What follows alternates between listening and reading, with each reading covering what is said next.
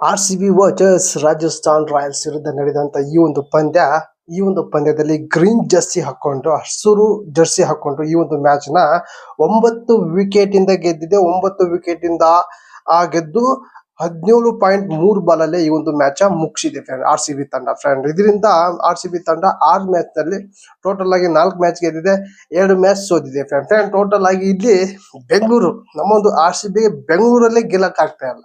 ಹೊರಗಡೆ 4 ಮ್ಯಾಚ್ ಗೆದ್ದಿದ್ದೀವಿ, ಆಡಿರುವಂತ ಬೆಂಗಳೂರಲ್ಲಿ 2 ಮ್ಯಾಚ್ ಸೋತಿದ್ದೀವಿ. ಇಲ್ಲಿ ಟೋಟಲ್ ಆಗಿ ಹೊರಗೆ ರಾಜ ಏನೋ ಅಂತಾರಲ್ಲ ಹಾಗಾದೆ ನಮ್ಮೊಂದು RCB ಮೂವ್ಮೆಂಟ್ ಆಗಿದೆ. ಇಲ್ಲಿ RCB ಗೆ ಪ್ಲಸ್ ಪಾಯಿಂಟ್ ಆಗಿದ್ದೇನೆಂದ್ರೆ ವಿರಾಟ್ ಕೊಹ್ಲಿದು ಒಂದು ಕ್ಯಾಚ್ ಬಿಟ್ರು. ಹಾಗೆ ಇನ್ನೂ ಕೂಡ ರಾಜಸ್ಥಾನದವರು ಇನ್ನೂ ಟಾರ್ಗೆಟ್ ಕಮ್ಮಿ ಹಾಕಿತ್ತು, ಆದ್ರೆ ಜಾಸ್ತಿ ಕ್ಯಾಚ್ ಬಿಟ್ಟಿರೋ ಉದ್ದೇಶಕ್ಕೆ 173 ರನ್ ಟಾರ್ಗೆಟ್ ಕೊಟ್ಟಿದ್ರು RR ತಂಡ. ಫಸ್ಟ್ ಟಾಸ್ ಗೆದ್ದ RCB ತಂಡ ಬೌಲಿಂಗ್ ಆಯ್ಕೆ ಮಾಡ್ತಾರೆ, ಇದು ಪ್ಲಸ್ ಪಾಯಿಂಟ್. ಮ್ಯಾಚ್ಗೆ 30% ವಿನ್ ಪರ್ಸೆಂಟ್ ತಂದು ಕೊಟ್ಟಿದ್ದೆ ಈ ಒಂದು ಟಾಸ್ ಗೆದ್ದ RCB ಫಸ್ಟ್ ಬೌಲಿಂಗ್ ತಗೊಂತು. ಬ್ಯಾಟಿಂಗ್ ಮಾಡಕ್ ಬಂದ ರಾಜಸ್ಥಾನ್ ತಂಡಕ್ಕೆ ಸ್ಲೋ ಆಗಿ ಆಡಿದ್ರು ಫ್ರೆಂಡ್. ಟೋಟಲ್ ಆಗಿ ಇವರು ಪವರ್ ಪ್ಲೇ ನಲ್ಲಿ 1 ವಿಕೆಟ್ ಕೂಡ ಹೋಗ್ಲಿಲ್ಲ, ಆದ್ರೆ ಇವರು ಬ್ಯಾಟಿಂಗ್ ಕಂಪ್ಲೀಟ್ ಗೆ ಸ್ಲೋ ಆಡ್ತಾ ಇದ್ರು. ಇದು ಯಾಕೆ ಅಂತ ನನಗೆ ಗೊತ್ತಾಗ್ತಾರ. ಈ ಒಂದು ಪಿಚ್ ಮೂವ್ಮೆಂಟ್ ನಲ್ಲಿ ಕೂಡ ಸ್ಲೋ ಇದೆ ಅಂತ ಹೇಳ್ತಿದ್ರು ಕಮಿಟ್ರಿಯಲ್ಲಿ. ಆದ್ರೆ RCB ತಂಡ ಸ್ಫೋಟಕ 5 ಓವರಲ್ಲಿ 50 ರನ್ ಮಾಡಿತ್ತು, 6 ಓವರಲ್ಲಿ 60 ರನ್ ಹತ್ರ ಇತ್ತು. ಇಲ್ಲಿ RR ತಂಡಕ್ಕೆ, ಅದು ಹೋಮ್ ಗ್ರೌಂಡ್ ಆಗಿರುವಂತ RR ತಂಡಕ್ಕೆ ಯಾಕೆ ಈ ಒಂದು ಗ್ರೌಂಡ್ ನಲ್ಲಿ ಬಿಗ್ ಟಾರ್ಗೆಟ್ ಕೊಡ್ಲಿಲ್ಲ ಅನ್ನೋದು ಕೂಡ ನನಗೆ ಕನ್ಫ್ಯೂಸ್ ಆಗ್ತಾ ಇದೆ. ಬಿಡಪ್ಪ, ಮ್ಯಾಗಿನ್ ಮ್ಯಾಗ ವಿಕೆಟ್ ಹೋಗಿದ್ರೆ ಆ ಮಾತ್ ಬೇರೆ. ಇದು ಪವರ್ ಪ್ಲೇ ನಲ್ಲಿ ಯಾವ್ದೋ ವಿಕೆಟ್ ಕೊಳ್ಕೊಂಡಿಲ್ಲ. ಸಂಜು ಸ್ಯಾಮ್ಸಂಗ್ ಆಟ ನನಗಂತೂ ಅವರು ಒಂದು ಆಟ 15 ರನ್ ಮಾಡಿದ್ರು. ಜೇಸ್ವಾಲ್ ಪರವಾಗಿಲ್ಲ 75 ರನ್ ಮಾಡಿದ್ರು. ಆಮೇಲೆ ಬಂದ ರಿಯಾನ್ ಪರ್ಗ್ ಕೂಡ ಸ್ವಲ್ಪ ಇನ್ನಿಂಗ್ಸ್ ಸ್ಪೀಡ್ ಮಾಡಿದ್ರು, ಆದ್ರೂ 30 ರನ್ ಮಾಡಿದ್ರು. ಧ್ರುವ ಚೌಲ್ ಅವರು 35 ರನ್ ಮಾಡಿದ್ರು. ಟೋಟಲ್ ಆಗಿ 173 ರನ್ ಟಾರ್ಗೆಟ್ ಕೊಟ್ಟಿತ್ತು RR ತಂಡ RCB. ಇದರಲ್ಲಿ ಭುವನೇಶ್ವರ್ ಕುಮಾರ್ ಒಂದು, ಹೆಜಲ್ವುಡ್ ಒಂದು, ಹಾಗೆ ಕುನಾಲ್ ಪಾಂಡ್ಯ ಒಂದು, ಹಾಗೆ ಇದ್ರ ಜೊತೆಗೆ ಇನ್ನೊಬ್ಬ ವಿಕೆಟ್. ಟೋಟಲ್ ಆಗಿ 4-5 ಜನ ಒಂದೊಂದು ವಿಕೆಟ್ ತಗೊಂಡ್ರು.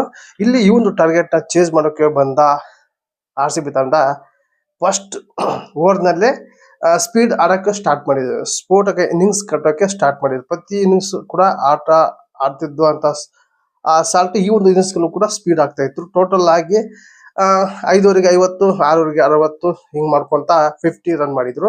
50 ಮುಗಿಸ್ಕೊಂಡು ಇನ್ನೂ ಕೂಡ ಇನ್ನಿಂಗ್ಸ್ ಆಡ್ತಾ ಇದ್ರು. ಆ ಕಡೆ ಕೂಡ ವಿರಾಟ್ ಕೊಹ್ಲಿ ಕೂಡ ಅವ್ರ ಜೊತೆಗೆ ಸಾಥ್ ಕೊಟ್ರು. 65 ರನ್ ಮಾಡಿ ಫಿಲ್ ಶಾಟ್ ಔಟ್ ಆದ್ರೆ, ಆಮೇಲೆ ಬಂದ ಪಡಿಕ್ಕಲ್ ಹಾಗೆ ವಿರಾಟ್ ಕೊಹ್ಲಿ ಆಟ.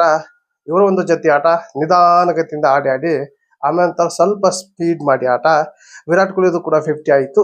ಈ ಒಂದು 50 ಆಗೋ ಮೂಲಕ ಡೇವಿಡ್ ವಾರ್ನರ್, IPL ನಲ್ಲಿ ಡೇವಿಡ್ ವಾರ್ನರ್ 50 ಸರಿಗಟ್ಟಿದ್ರು. ಅವರೊಂದು 50 ನ ಸರಿಗಟ್ಟಿದ್ರು. ಅವ್ರದ್ದೇ ಹೈಯೆಸ್ಟ್ ಆಗಿತ್ತು ಈಗ ಡೇವಿಡ್ ವಾರ್ನರ್ ಅಂತ 50 IPL ಅಲ್ಲಿ. ಈಗ ಅದನ್ನ ಲೆವೆಲ್ ಸರಿಗಟ್ಟಿದ್ರು. ನೆಕ್ಸ್ಟ್ ಇನ್ನೂ 50 ಆದ್ರೆ ಇವರೊಂದು ದಾಖಲೆ ಮುರಿತಾರೆ. ನೆಕ್ಸ್ಟ್ ಅವರೇ ಇರೋದು IPL ನಲ್ಲಿ 50+ ಮಾಡಿರೋದು. ಈ ಒಂದು ಮ್ಯಾಚ್ ನ RCB ತಂಡ 17.3 ಬಾಲ್ ಅಲ್ಲೇ ಈ ಒಂದು ಮ್ಯಾಚ್ ಗೆದ್ದಿದೆ. ಈ ಒಂದು ಮ್ಯಾಚ್ ಗೆಲ್ಲುವ ಮೂಲಕ RCB ಅವರು ನೆಕ್ಸ್ಟ್ ಮ್ಯಾಚ್ ಇರೋದು 18ನೇ ತಾರೀಕಿಗೆ ಮ್ಯಾಚ್ ಇದೆ ಬೆಂಗಳೂರಲ್ಲಿ. ಆದ್ರೆ ಈ ಒಂದು ಮ್ಯಾಚ್ ಈಸಿ ಇತ್ತು, ಯಾವುದೇ ಒಂದು ತೊಂದರೆ ಇಲ್ಲದ ಹಾಗೆ. ವಿರಾಟ್ ಕೊಹ್ಲಿದು ಒಂದು ಕ್ಯಾಚ್ ಮಿಸ್ ಮಾಡಿದ್ರು ಪರಾಗ್ ಅವರು. ಒಂದೇ ಕ್ಯಾಚ್ ಮಿಸ್ ಮಾಡಿದಕ್ಕೆ ವಿರಾಟ್ ಕೊಹ್ಲಿ ಅವರು ಔಟ್ ಆಗ್ಲಿಲ್ಲ, ನಾಟ್ ಔಟ್ ಆಗಿ 62 ರನ್ ಮಾಡಿದ್ರು. ದೇವದತ್ ಪಡಿಕ್ಕಲ್ 40 ರನ್ ಮಾಡಿದ್ರು. ಟೋಟಲ್ ಆಗಿ 9 ವಿಕೆಟ್ ಇಂದ ಈ ಒಂದು ಮ್ಯಾಚ್ ಗೆದ್ದಿದೆ RCB ತಂಡ ಫ್ರೆಂಡ್. ಟೋಟಲ್ ಆಗಿ ಈ ಒಂದು ಮ್ಯಾಚ್ ವಿರಾಟ್ ಕೊಹ್ಲಿ 67 ರನ್ ಮಾಡಿದ್ದಾರೆ, ನಾಟ್ ಔಟ್. ಇವರೊಂದು ನಿಧಾನಗತಿಯಿಂದ ಆಟದಿಂದ RCB ಟೀಮಿಗೆ ಹೆಲ್ಪ್ ಆಗಿದೆ.